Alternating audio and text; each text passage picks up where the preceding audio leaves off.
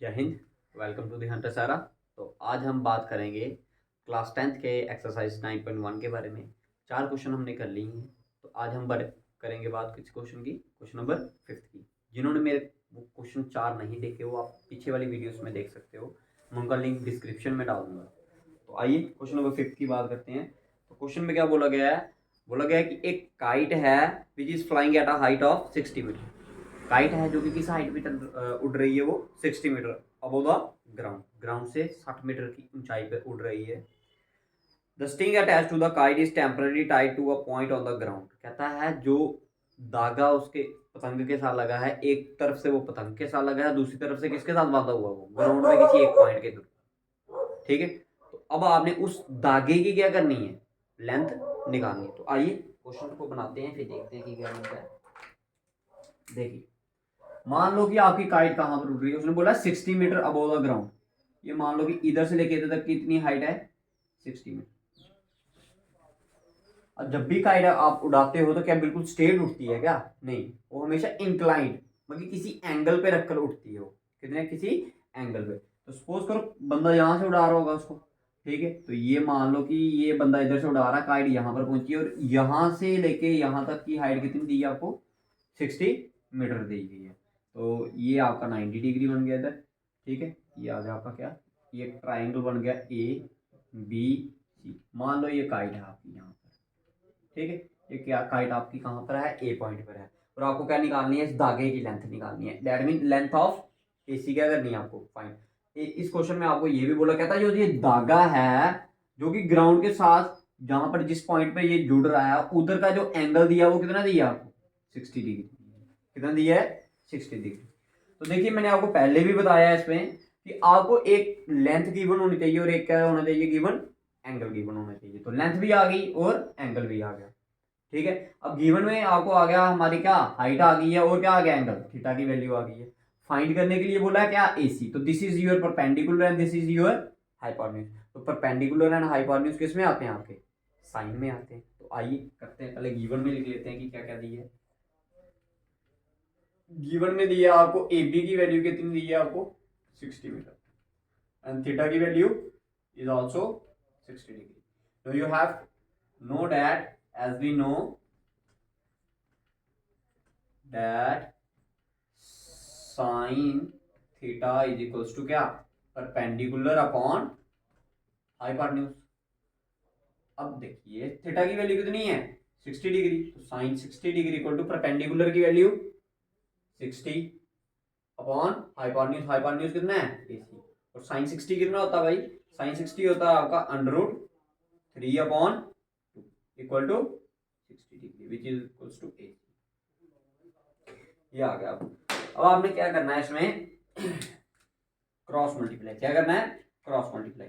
ये एसी इधर डिवाइड कर रहा है, इस साइड जाएगा तो मल्टीप्लाई। दैट मीन एसी की वैल्यू क्या आ गई आपकी 60, ये 2 इधर डिवाइड कर रहा है, इस साइड जाएगा तो मल्टीप्लाई अपॉन, ये मल्टीप्लाई कर रहा है इधर आएगा तो डिवाइड। तो यह 60 into 2 120 upon root 3। This is the value of AC. अब जब भी डिनोमिनेटर में क्या आए आपका रूट आए तो आपने क्या कर देना, उसका एलसीएम क्या कहते हैं, रैशनलाइज करते हैं। तो रैशनलाइज करेंगे 120 by root 3 into root 3 upon root 3। तो आइए देखिए आपका आंसर क्या आया, A C is equals to 120 by root 3 into upon में क्या आएगा आपका रूट 3 इंटू रूट 3। हमारे पास एक रूल होता है कि अंडर रूट ए इंटू अंडर रूट ए किसके बराबर होता है, आपका ए के बराबर। तो रूट 3 इंटू रूट 3 किसके बराबर होगा, 3 के, 3 1 का, ये 4 का, साथ में 0। तो that is equals to 40 root 3 metre is the length of the string in which the kite is.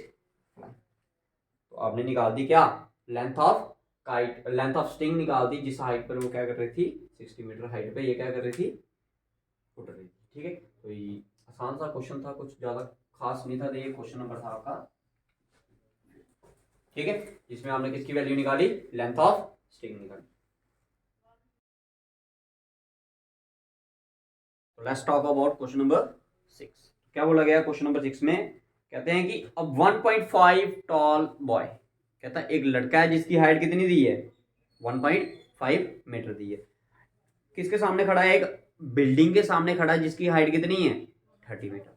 अब अभी तक दो चीजें दी इसमें, एक लड़का दी है जिसकी हाइट कितनी है 1.5 और एक क्या दी है बिल्डिंग दी है जिसकी हाइट कितनी है 30 मीटर। ठीक है, कहता था angle of elevation from his eyes, जो एंगल ऑफ एलिवेशन है किसका, लड़के की आंख से किसकी तरफ, at the top of the building. ठीक है, लड़के की आंख से कहां पर, टॉप ऑफ द बिल्डिंग पर, वो कितना है कहता है इंक्रीज हो रहा, वो एंगल ऑफ एलिवेशन क्या हो रहा है, इंक्रीज हो रहा है। कहां से कहां, 30 डिग्री टू 60 डिग्री।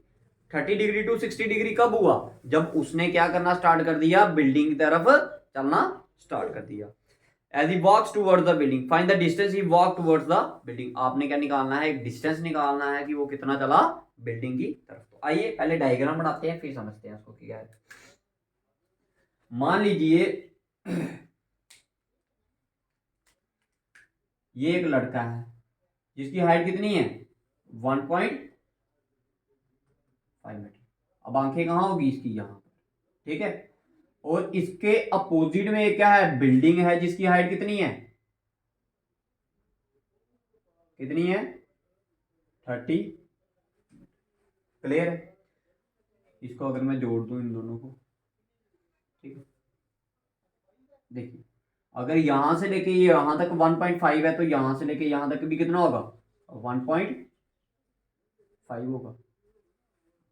अब देखिए भाई कि ये पूरी की पूरी हाइट कितनी है 30 मीटर। अगर 30 मीटर में से ये 1.5 में माइनस कर दूंगा तो पीछे कितना बचेगा मेरे पास, ये पीछे बच जाएगा आपका कितना, 30 में से 1.5 निकाला तो 28.5 मीटर।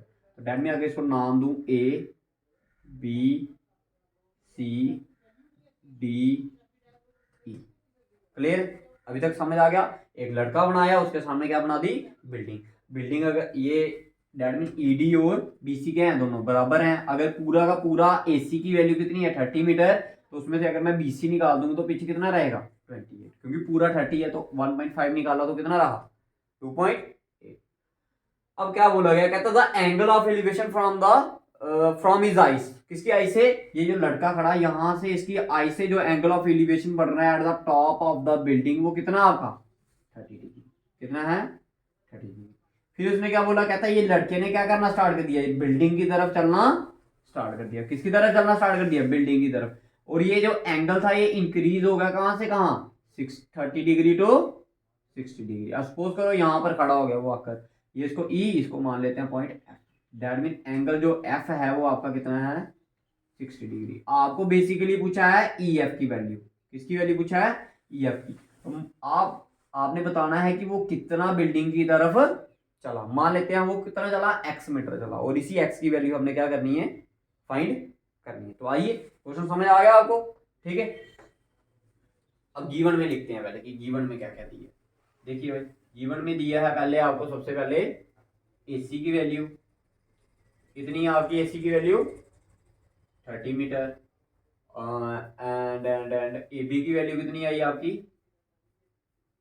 एसी की निकाल दी, और किसकी दी है आपको गिवन में, ईडी और बीसी की value. ED equal to BC equals to 1.5 metre. तो ए बी की वैल्यू कितनी आएगी, ए बी की वैल्यू आएगी 30 metre minus 1.5 metre which is equals to 28. इधर तक लग गया पता आपको। अब लेते हैं पहले छोटा वाला ट्राइंगल ले लेते हैं, कौन सा, ए बी एफ। तो ये भी 90 डिग्री बना रहा है, तो आपने लिखना है no in triangle and let कर लो साथ में आप, let the distance the boy walk towards building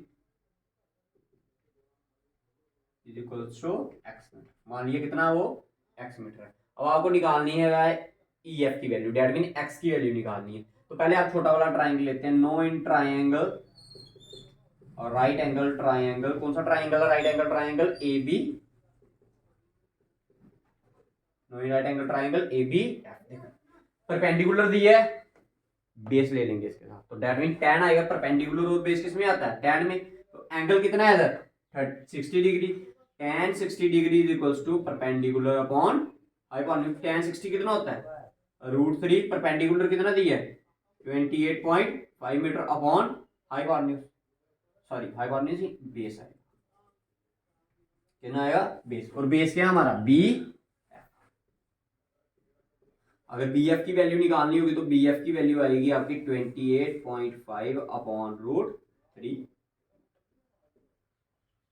छोटे वाले ट्राइंगल से इसकी वैल्यू निकाली, अब बड़ा वाला ट्राइंगल लेंगे कौन सा A B E. No in triangle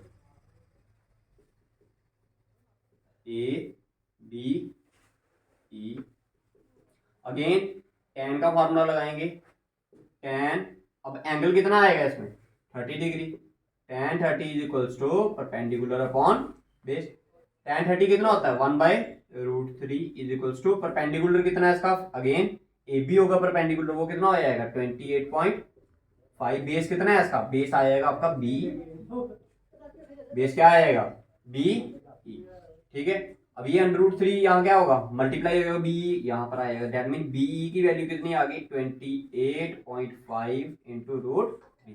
अब देखिए भाई बी किसका बना है BE, B F plus E F, किसका बना है B F plus E F का, तो बीई की जगह मैं क्या लिख सकता हूँ B F plus E F which is equals to 28.5 √3।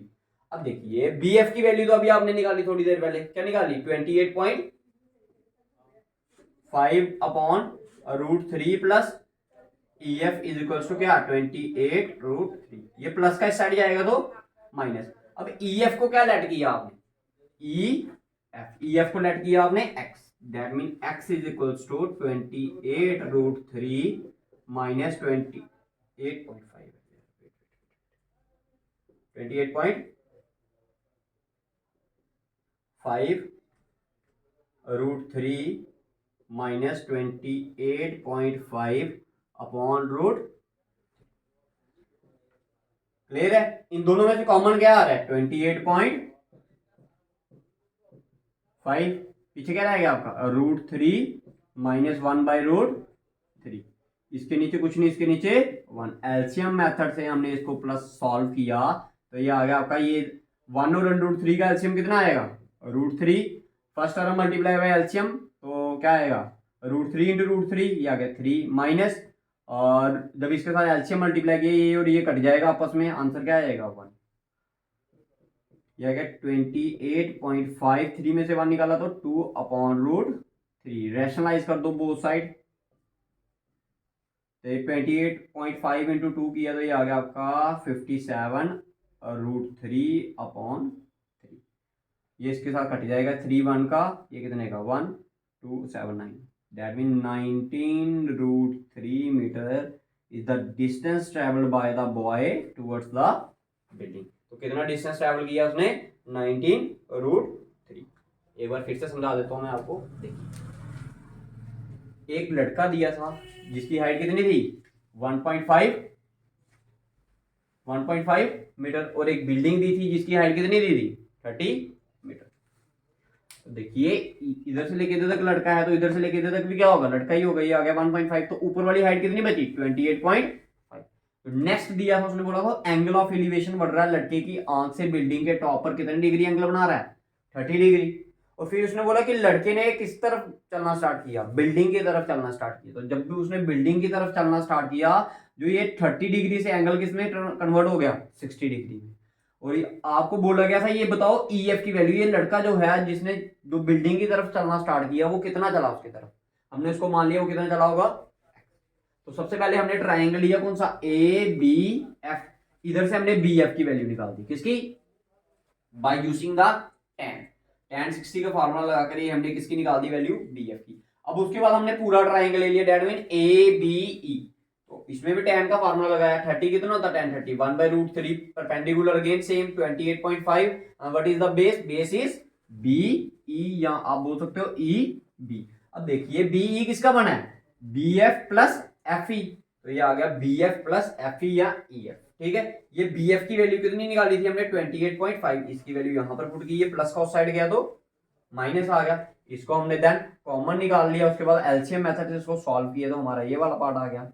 उसके बाद क्या किया डिनोमिनेटर में क्या था √3 था तो हमने क्या कर दिया, बोथ साइड रैशनलाइज कर दिया। जब रैशनलाइज किया ये कट गया, आंसर क्या आ गया हमारा 19√3 मीटर।